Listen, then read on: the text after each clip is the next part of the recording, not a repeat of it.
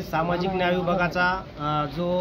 Fund होता, जो की आदिवासी विद्यार्थ्यांना त्या ठिकाणी सामाजिक न्यायाच्या माध्यमातून एसी समाज असेल, मायनॉरिटी असेल, या सर्व वंचित घटकाला जो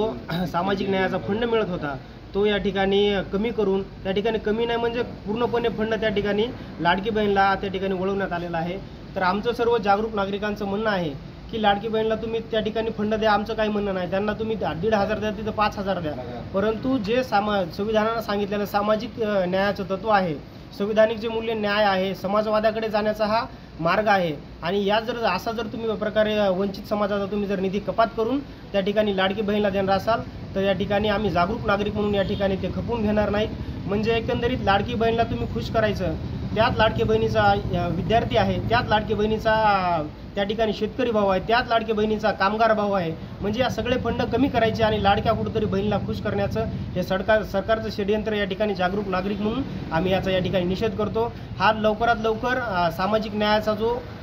फंड आहे तो सामाजिक न्यायाला दिला पाहिजे आणि त्यामध्ये वाढ करून व्यवस्थित विद्यार्थ्यांच्या खात्यावर सामाजिक न्यायाला व्यवस्थित खर्च झाला पाहिजे, अशी या ठिकाणी आम्ही मागणी करतो।